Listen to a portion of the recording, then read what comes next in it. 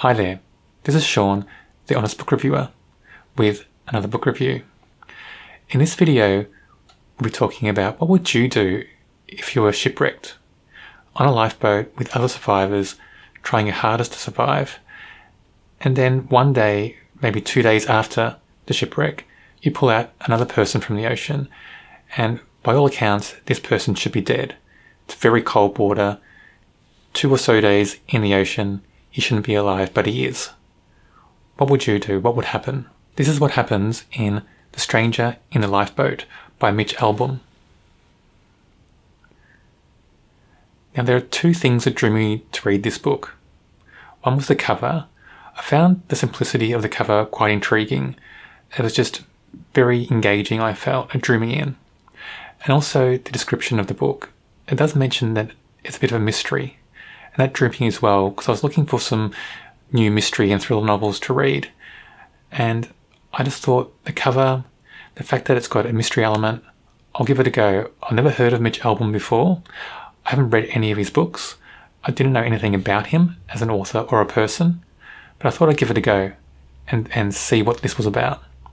So I did borrow this from the library. I had it on reserve for a little while, waiting for it to become available. And I just read it. And to tell the truth, it didn't really deliver on what it promised. It said it was a mystery, but it's not really a mystery. I thought this book was more the author's chance to preach a sermon. That's what it felt like to me. And in a way, I felt a little bit ripped off because of that.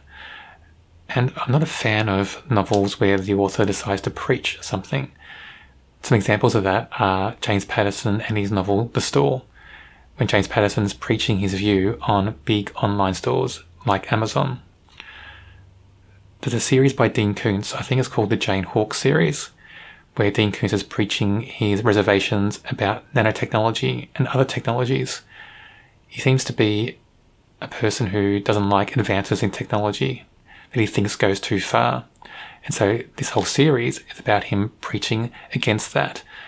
I find when an author does that, it goes against what I think an author should be, just a storyteller.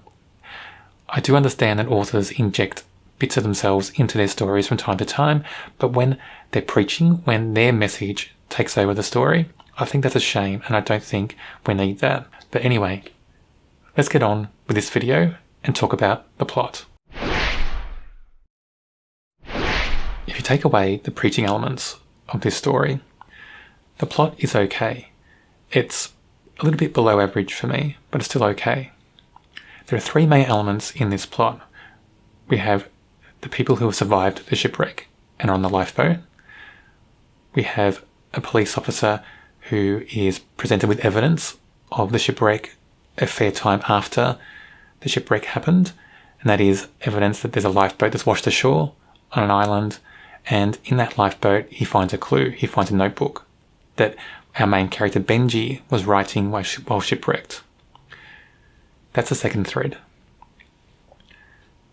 The third thread, I think, is kind of an overarching plot in this story, and that is Benji, our main character, imagining everything that's happening on the lifeboat? Is he by himself, or all the other people on the lifeboat with him real?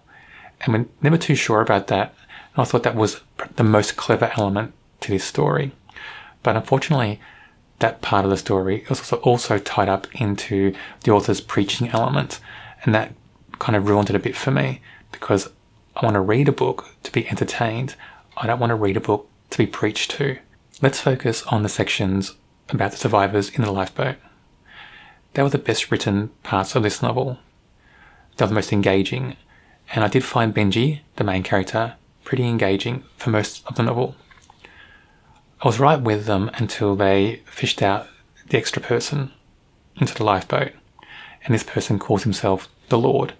And he's trying to convince everybody that he is the Lord. That he's either God or Jesus resurrected. I'm not sure at this point. And I don't think I was sure on that at the end of the novel either. I didn't like that element because this is where the author becomes very preachy, like he's giving us a sermon. And I think this message of the sermon is at times quite confused. He seems to be against the other people in a lifeboat, and he seems to be against almost all of them except for Benji. So that makes me wonder if it is all imaginary, that Benji is imagining the whole thing, that he's alone in the lifeboat. Surviving a shipwreck and being in a lifeboat in the middle of nowhere on the vast ocean is more exciting than this police officer on a small island trying to solve a mystery of who destroyed the yacht. That's what he seems to do. So the second thread is about the police officer who is led to the evidence of the lifeboat washing up ashore, finding that notebook, and for some reason he wants to keep it secret. And I won't go on what happens more on his thread, because there are some elements to the story that if I do give that away, it will ruin the main plot a bit for you. But that was the second part, and I was pushed to the background a little bit. And for a mystery, I would have liked that to be in the forefront a bit more. Of course, the third thread, the thread that overarches everything and ties everything together, is of course, is everything that happens in the notebook real? Was Benji imagining it, or did it really happen? And we're left with that at the end of the novel, not even sure by the end. And I thought that was clever. It made the novel bearable, because I did like that element to the story, that not knowing, that uncertainty. That was quite clever and well done.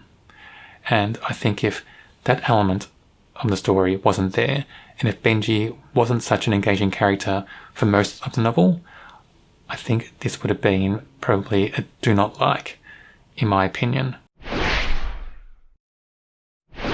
Usually I'll discuss at least 3 characters in this section, but for this novel I'll discuss 2, because I think only 2 characters deserve to be fleshed out a bit more in the discussion. The first is Benji, our main character. Now he's quite an engaging character for most of the novel. I found him very engaging, and he's quite believable. Even his backstory is believable. So he's well crafted, and he's got a well developed history.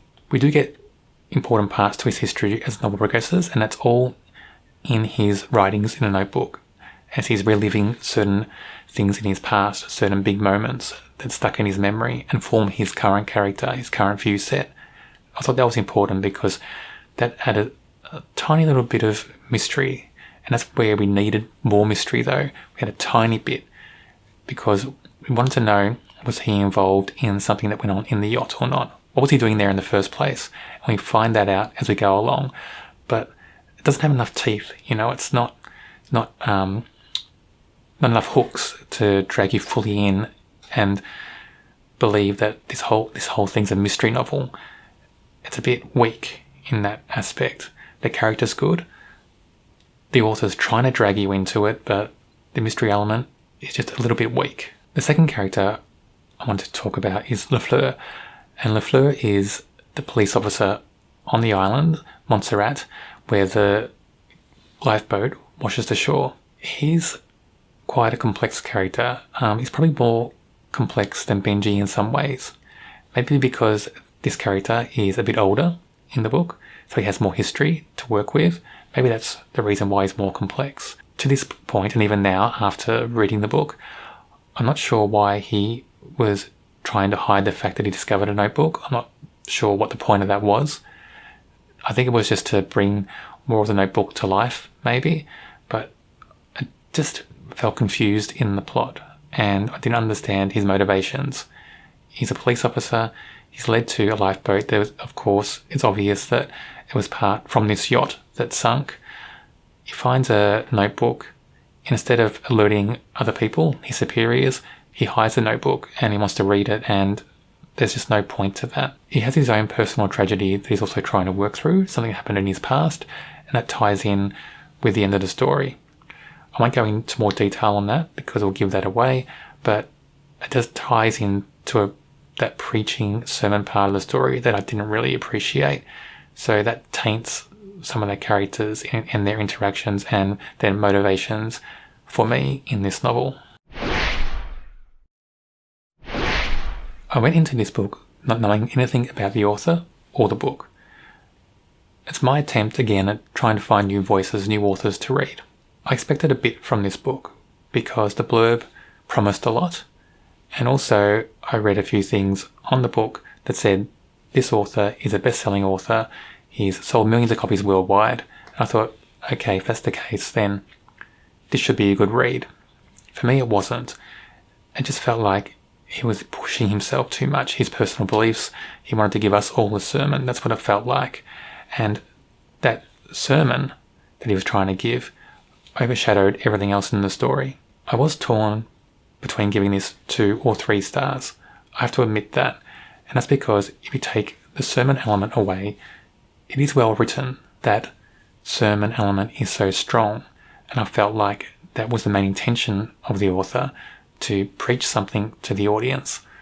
That's why I'm giving this 2 out of 5 stars. If that was a little bit softer, if that preaching element was softer and maybe a bit more gentle, and the story was allowed to come to the forefront more, to rise to the top more, I may have rated this a bit higher. I do have a lot of videos on my channel from many genres. If you want to see more of those videos, check out my channel. And while you're there, why not subscribe?